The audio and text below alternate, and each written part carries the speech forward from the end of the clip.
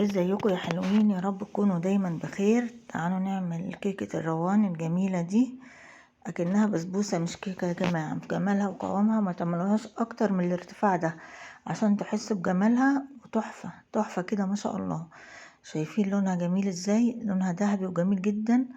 وشربت الشربات، وزيناها بجوز الهند. بنقطعها قطع طولي كده وقطع عرضي، وبعدين بنقسم زي ما احنا عايزين حجم القطعة اللي احنا عايزينها. الطريقة دي في التقطيع بتسهل علينا وبتطلع لنا القطع قد بعضيها. هنطلع بقى القطعة بالطول زي ما انتم شايفين كده اهو. خلاص كده اتقطعت. هوريكم دلوقتي قطعة منها جميلة جميلة جدا، تحس انها بسبوسة مش كيكة روان.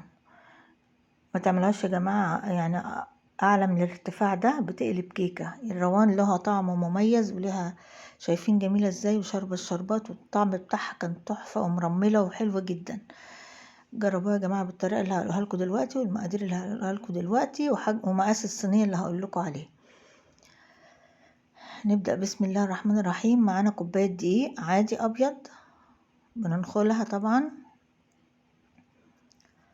وزيها هنحط زيها بالظبط كوباية دقيق بسبوسة، اللي هو السميد او السمونيلة زي ما بتسموه يعني.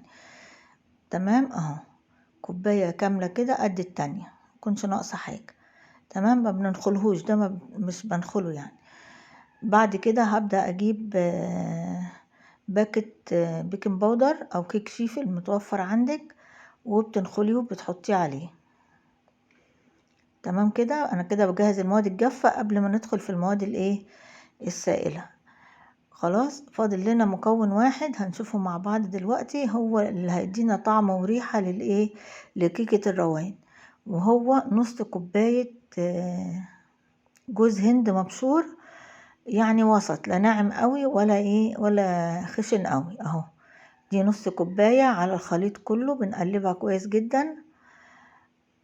هو كده ناقص ذرة الملح، انا هحطها بقى في الشفشق، كنت نسيتها في الخليط ده فافتكرتها وانا بعمل المواد السائلة. جبنا الشفشق بتاعنا بتاع الخلاط، واحط فيه 3 بيضات بدرجة حرارة المطبخ. تمام كده، يكونوا كبار وحلوين يعني. تمام، وهنحط عليهم كيسين فانيليا. عايزة تحطي 3 حلو، تبقى طعمها احلى. لكل بيضة كيس. معانا هنا كوباية الا حاجة بسيطة سكر، ونص كوباية لبن، يعني كوباية مش كاملة سكر، ناقصة قراط كده.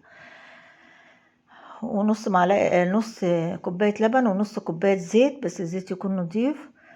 ومعانا علبة الزبادي الكبيرة دي، حطيت نصها، لإما تجيب 2 زبادي صغيرة اللي هي المستوردة دي مش بلدي، او 2 بلدي، او واحدة كبيرة قد دي بلدي تاخدي نصها، او 5 معالق لو عندك العبوة الكبيرة، 5 معالق كبار يعني. تمام، حط ذرة الملح. فاضل دلوقتي في المكونات دي كلها مفيش حاجة، هنضربها بقى في الخلاط لغاية ما لونها يفتحها وتبقى جميلة. بوريكم ان انا لسه هحط ليمون،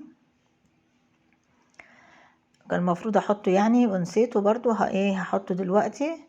الليمون ده بيعمل على تفتيح الكيكة وبيخلي قوامها جميل، وبيبقى محسن للكيكة زيه زي الخل. وممكن تحطي برضو خل، بس انا بصراحة ما حطيتش. هنضرب ده كله في الوقت دوت. انا مولعة الفرن في الوقت ده، انا بقول لكم مولعة الفرن ومحضرة كل حاجة اهو، ومحضرة الصينية دهنها سمنة او زبدة او زيت، ومبطناها بالدقيق ابيض، دقيق عادي. تمام، وهقلب المكونات دي كلها في اتجاه واحد، ومش تقليب كتير، الحاجات دي مبتتقلبش كتير، بتقلبها في اتجاه واحد، وبتجيب كل المواد الجافة تحس ان جاي عليها المواد السايلة وخلاص. تمام اهو، تقليب يعني حاجة بسيطة كده. نجيب اللي تحت فوق الاول، وبعدين تعملي في اتجاه واحد لغاية ما تختفي كل المواد الجافة وتبقى سايلة كلها في بعضيها. هنبدأ بقى بعد كده، بعد ما نقلبها كويس جدا بالطريقة دي اهو، هنبدأ نحطها فين؟ في الصينية اللي احنا مجهزينها. طب الصينية دي مقاس كام؟ الصينية دي اكبر صينية في الصواني المربعة. لو عملتيها في اللي اصغر منها شوية هتبقى اعلى من من القطعة اللي انت شفتيها دي. بس هتبقى قريبة من الكيكة، لا كده افضل. هي يعني ما بين البنين في الحجم ده، لا كيكة ولا بسبوسة، محيرة زي ما بنقول كده، كيكة البسبوسة او بسبوسة الكيكة زي ما انتم شايفين كده اهي. الصينية دي طبعا بتبقى حوالي 25 في 40 كده يعني، هما بيقولوا عليها 30 في 40 بس هي ما تجيش 30 في 40، هي 25 بكتير في 40 او 38 كمان، اللي هي اكبر واحدة. بفرغ الهواء كده منها بخلة بسباتيولا اي حاجة. حطيتها بقى في الفرن وهنعمل الشربات. طب ليه عملنا الشربات متأخر؟ علشان هي زي البسبوسة، هي لازم تكون بردت والشربات بيبقى سخن. تمام. حطيت كوبايتين سكر وعليهم كوبايتين مية، اللي هو شربات البسبوسة الخفيف العادي، وهحط عصرة نص ليمونة، وهحط فانيليا. مش محتاجة بقى احط عسل جلوكوز لان انا عايزة شربات خفيف. واحط الفانيليا بتاعتي اهي، السايلة طبعا تبقى افضل في الكيكات والحاجات دي. شايفين جمالها؟ قعدت حوالي 25 دقيقة، ما كملتش 22 دقيقة كده، وطلعت ما شاء الله ذهبي وجميلة جدا زي ما انتم شايفين، وارتفعت ارتفاع حلو قوي، تحس انها بسبوسة مش كيكة روان. طبعا انا بس انا طبعا عاملة كوبايتين، اشوف كده هاخد قد ايه. انا اكتفيت يعني يعتبر تلتين كمية الشربات، يعني فاض تلت منه، يعني خدت اهو دول الحبة اللي فاضوا من الكوبايتين.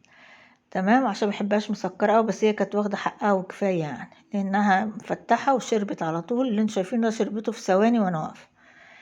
تمام، لو كنت عايزة تحطي تاني تحطي، بس هتبقى مسكرة قوي. هنبدأ بقى نقطعها زي ما وريتها لكم كده في اول الفيديو. برش الاول عليها شوية جوز الهند، لانها طبعا اساسها جوز الهند، فيبقى بنزينها بحاجة ليها صلة بيها. تمام. ممكن بعد ما تقطعي تحطي على كل قطعة حبة، او تعملي زي كده عشوائي، وهي ما عليها الشربات هيلزق جوز الهند عليها وهيبقى جميل. تمام كده. هنبدأ بقى نقطع زي ما وريتكم كده في الاول بالطول وبعدين بالعرض 4/4 اهو. عايزة تكملي تقطعها كله في ساعتها كملي، عايزة تقطعي ربع دلوقتي بس وتخلي الباقي على بعضه عشان ما ينشفش براحتك، حسب ما انت عايزة. هي لو قعدت كده وباتت في فرن البوتاجاز وهو مطفي كده للصبح ما بيجرالهاش اي حاجة، ممكن تقعد يومين من غير تلاجة عادي. الجو بقى كويس وبقى مفيش برد. هوريكم قطعة بقى جميلة كده بعد ما شربت الشربات بتاعها الجميل. شايفين ارتفاعها تحفة، وطعمها كان احلى واحلى. جربوها بالمقادير دي، ولو عايزينها اعلى من كده حطوها في الصينية الوسطانية بتاعت الطقم المربع ده. جميلة جميلة جميلة. لو وصلت لغاية هنا دعوة حلوة منكم، ونصلي على النبي ونستغفر ربنا ونشترك في القناة واللايك، والسلام عليكم ورحمة الله.